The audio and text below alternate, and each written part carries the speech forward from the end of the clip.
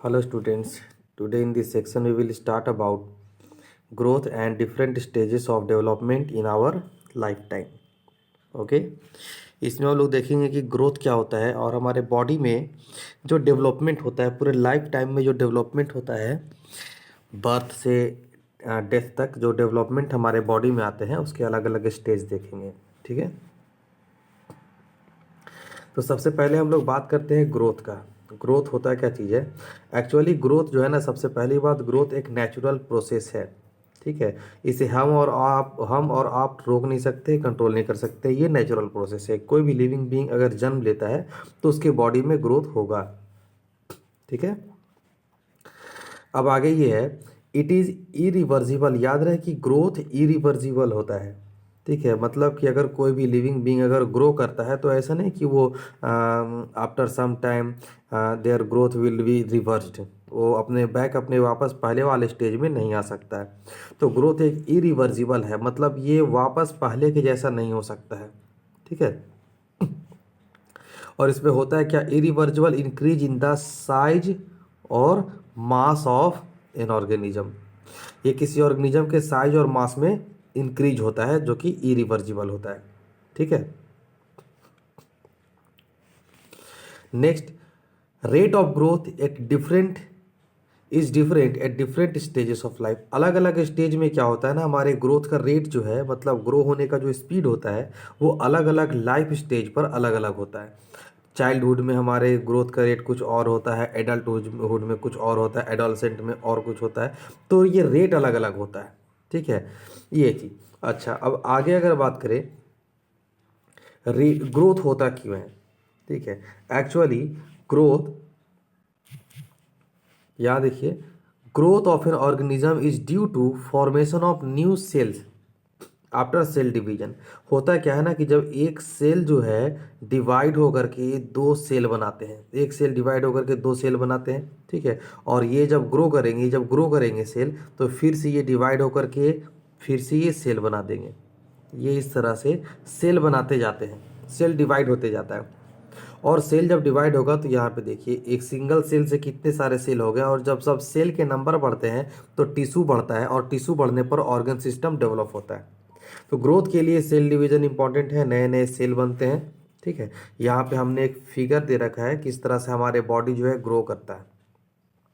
ठीक है, हमारा बॉडी किस तरह से ग्रो करता है यहाँ पे दिया हुआ है। ये हो गया चाइल्डहुड, ठीक है, उसके बाद सॉरी ये हो गया इन्फेंसी, उसके बाद चाइल्डहुड, उसके बाद एडोलेसेंट एंड देन एडल्टहुड। ये अलग अलग स्टेजेस होते हैं लाइफ में, जो हम एक अपने लाइफ में इंक्रीज होता है।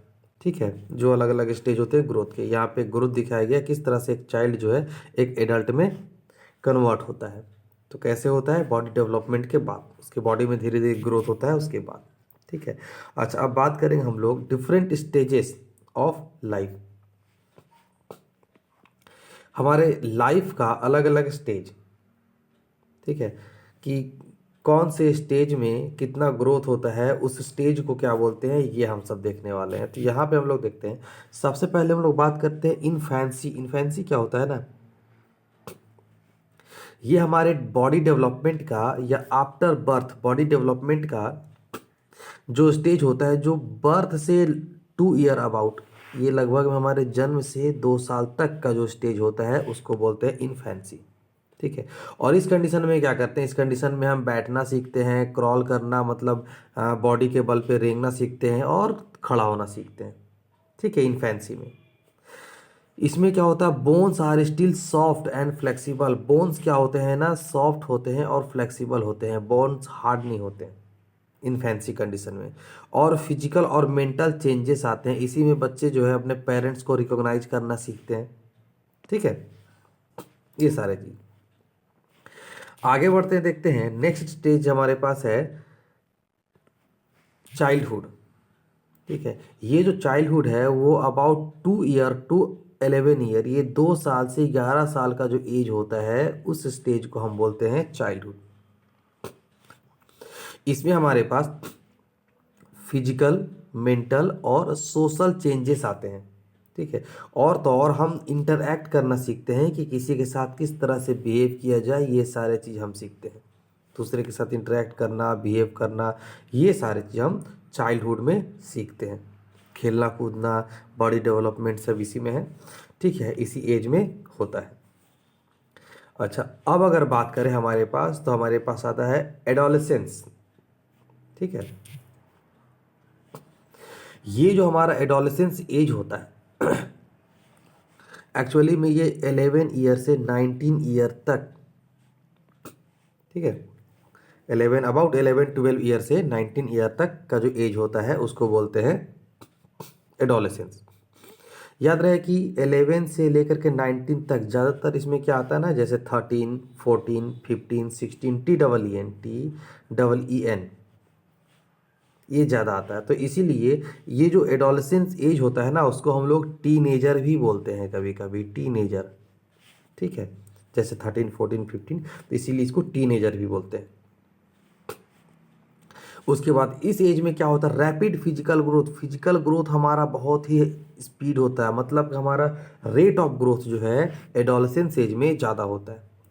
Formation of male and female sex hormones, हमारा जो हार्मोन्स होता है जैसे टेस्टोस्टेरोन, एस्ट्रोजन, ये सभी जो सेक्स हार्मोन्स हैं, ठीक है, ये जो है एडोलेसेंस एज में ज़्यादा होता है, ठीक है। एडोलेसेंस एज में ज़्यादा क्या, एडोलेसेंस एज में ही होता है, ठीक है। उसके बाद body undergoes lot of changes leading to reproductive maturity, ठीक है। हमारे बॉडी में ऐसे बहुत सारे चेंजेस होते हैं जिसमें हमारा रिप्रोडक्टिव मैच्योरिटी भी इंक्लूड होता है। रिप्रोडक्टिव मैच्योरिटी का मतलब क्या होता है ना, कि जब रिप्रोडक्टिव मैच्योरिटी अगर कोई बॉयज़ या चाइल्ड अटेन कर लेता है, उसके बाद जो है वो रिप्रोडक्शन के लिए मैच्योर हो जाता है। That means they start releasing sex hormone, जैसे स्पर्म है ना, एग, ये सभी फॉर्म करना स्टार्ट कर देता है ये, ठीक है। रिप्रोडक्शन में पढ़े होंगे आपने स्पर्म और एग के बारे में। तो वो जो स्पर्म और एग, ऐसा नहीं कि कोई भी बॉयज़, या जैसे स्पर्म हो गया कोई बॉयज़ जन्म से ही, या एग हो गया कोई गर्ल्स जन्म से ही फॉर्म करना शुरू कर देती है, नहीं, ऐसा नहीं होता है। ये एडोलेसेंस के बाद एक सेक्सुअल मैच्योरिटी आता है, रिप्रोडक्टिव मैच्योरिटी आता है, और इसी मैच्योरिटी के बाद कोई भी बॉयज़ स्पर्म रिप्रोड्यूस करना या गर्ल्स एग फॉर्म करना स्टार्ट करती है, ठीक है। अब आते हैं नेक्स्ट कंडीशन हमारे पास है एडल्टहुड। ये एडल्टहुड में क्या होता है, एक्चुअली एडल्टहुड का जो एज है वो 19 ऑनवर्ड, मतलब 19 से उसके बाद के जितने भी हमारा लाइफ स्टेज हैं, 19 ईयर से बाद का जो लाइफ स्टेज है उसको बोलते हैं एडल्टहुड। इसमें हमारे बॉडी का जो ग्रोथ है वो नहीं होता है, ठीक है। न्यू सेल्स फॉर्म होने के जो रेट होते हैं वो कम हो जाते हैं, जिस कारण यहाँ देखिए weakening of sense organ, bones becoming brittle, bones brittle होना शुरू हो जाते हैं, मतलब बोन का जो टफनेस होता है वो एडोलेसेंट में होता है, एडल्टहुड में ये धीरे धीरे कमज़ोर होना शुरू हो जाते हैं। स्टिफनेस ऑफ जॉइंट्स का जो फ्लेक्सिबिलिटी होता है वो कम होना शुरू हो जाता है।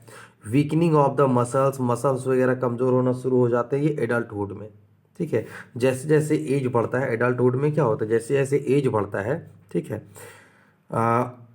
एज वी गो ओल्डर, ठीक है, तो उस समय क्या होता है कि धीरे धीरे हमारे बॉडी का जो मसल्स फॉर्म होना होता है, न्यू सेल्स बनना होता है, वो धीरे धीरे कम हो जाता है, जिस कारण हमारे बॉडी में वीकनेस या इस तरह के चेंजेस आना शुरू होते हैं, जो कि एडल्टहुड में होता है, ठीक है। अच्छा, अब यहाँ पे एक टर्म हम देख लेते हैं, प्यूबर्टी, जो कि एडोलेसेंस के एज में होता है। याद रहे कि प्यूबर्टी जो हमारा होता है ये एडोलेसेंस एज में ही होता है, ठीक है।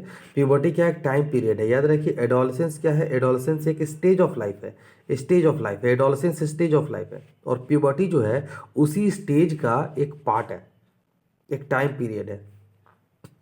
तो कौन सा टाइम पीरियड है, तो यहाँ देखिए, the period during which adolescence boys and girls reach sexual maturity. अभी हमने बता रखा था कि सेक्सुअल मैच्योरिटी क्या होता है, ठीक है। तो एडोलेसेंस स्टेज में जिस कंडीशन पे सेक्सुअल मैच्योरिटी बॉयज़ या गर्ल्स अटेन करते हैं, ठीक है, एंड कैपेबल ऑफ रिप्रोड्यूस करने के लिए, मतलब रिप्रोडक्शन के लिए कैपेबल हो जाते हैं, ठीक है, उसको हम लोग बोलते हैं प्यूबर्टी। याद रहे रिप्रोडक्शन में कैपेबल होने का मतलब जैसे स्पर्म और एग फॉर्मेशन स्टार्ट हो जाता है, ठीक है। नेक्स्ट हमारे पास है puberty tends to start earlier in girls than in boys. याद रहे कि प्यूबर्टी जो होता है ना वो गर्ल्स में पहले स्टार्ट होता है, बॉयज़ में थोड़ा लेट से। जैसे गर्ल्स में क्या होता है ना 11 से 12 ईयर के बीच में ये स्टार्ट हो जाता है, ठीक है। और बॉयज़ में क्या होता है अबाउट 13 ईयर के आसपास ये स्टार्ट होता है। तो बॉयज़ में थोड़ा लेट से होता है, ठीक है, गर्ल्स में थोड़ा जल्दी होता है। एट प्यूबर्टी, याद रखिए at puberty many changes occurs in the body of boys and girls. Puberty में बहुत सारे चेंजेस होते हैं जो बॉयज़ और गर्ल्स में होते हैं, ठीक है। अब ये कौन कौन से चेंजेस होते हैं ये जो है हम इसके नेक्स्ट वाले टॉपिक में देखेंगे। ओके।